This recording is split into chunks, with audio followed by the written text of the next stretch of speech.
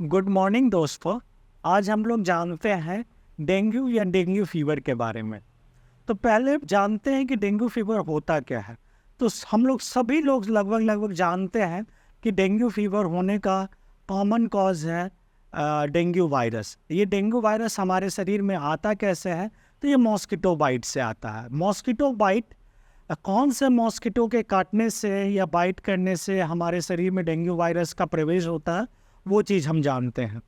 तो सबसे पहले ये जाने कि फीमेल एडिस एजिप्टाई जो मॉस्किटो है, उसके काटने से हमें डेंगू वायरस का प्रवेश हमारे बॉडी में होता है।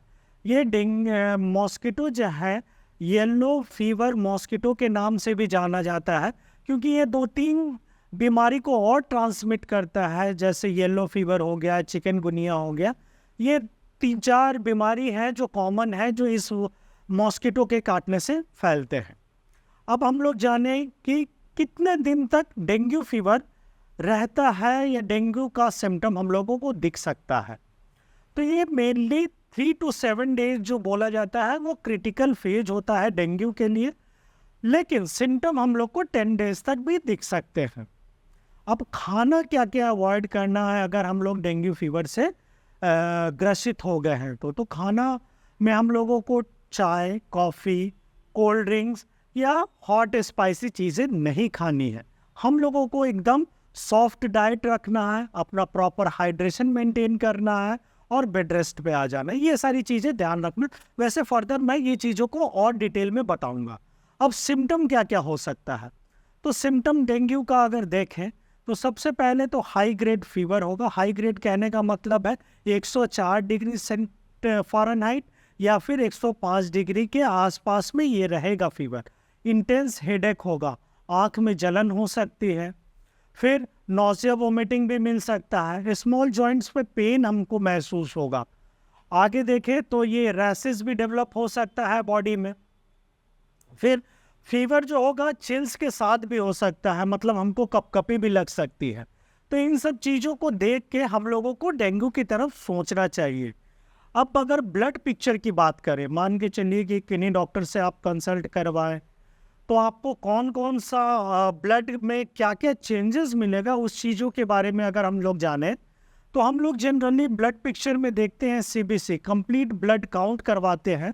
तो उसमें हीमोग्लोबिन का लेवल कम होगा, प्लेटलेट का लेवल कम होगा और WBC का भी लेवल कम होगा, और SGPT SGOT मेरा बढ़ा हुआ आता है। तो अब ये देखें कि बेसिक ट्रीटमेंट की बात अगर हम लोग करें, ब्लड पिक्चर में एक बात और करना चाहेंगे कि डेंगू स्पेसिफिक टेस्ट होता है जो NS1 और IgG और IgM एंटीबॉडी के लिए टेस्ट करवाते हैं, जो कि कंफर्मेशन टेस्ट है डेंगू के लिए कि हाँ भाई डेंगू हो गया है। उस केस में अगर हम लोग बेसिक ट्रीटमेंट जाने, बेसिक ट्रीटमेंट कब तक? जब तक कि हम चाह रहे हैं कि पेशेंट मेरे घर पे ही ठीक हो जाए। अगर कोई भी कॉम्प्लिकेशन होता है तो उस केस में ज़रूर हॉस्पिटल मूव करना चाहिए, अपने डॉक्टर से संपर्क करना चाहिए। बेसिक ट्रीटमेंट में हम लोग प्रॉपर हाइड्रेशन मेंटेन करें, liquid diet, complete liquid diet पे आ जाए। कुछ फ्रूट्स है जैसे कीवी फ्रूट्स है, पपीता है, वो सारी चीज़ें लेना चाहिए। कालपोल 650 ताकि फीवर मेरा डाउन रहे। कोल्ड स्पॉन्जिंग करना है प्रॉपर ढंग से, और कंप्लीट बेड रेस्ट में पेशेंट को रहना चाहिए। अगर लगता है कि पेशेंट के पेशाब में चेंजेस आ रहा, फीवर बहुत नहीं, या फिर ये चीज़ें कॉम्प्लिकेट कर रही हैं, रैसेस बहुत ज़्यादा डेवलप कर रहा है, तो उस केस में हम लोगों को डॉक्टर से संपर्क करना चाहिए, या अगर वो हॉस्पिटलाइजेशन के लिए भी बताते हैं तो वो हॉस्पिटल मूव करना चाहिए वैसे पेशेंट को। अब डेंगू का स्टेज देखें। स्टेज बताने का पर्पस है कि डेंगू कैसे कैसे डेंगू फीवर कॉम्प्लिकेट करता है। तो जब फीवर अगर देखें मेरा परसिस्ट कर रहा है 3 to 7 डेज, तो हम लोगों को कम से कम डेज बाय डेज हम लोग को प्लेटलेट काउंट करवाते रहना चाहिए। प्लेटलेट काउंट से हम लोगों को मालूम चलता है कि डेंगू हमारा डेंगू हेमरेजिक के तरफ तो नहीं बढ़ रहा।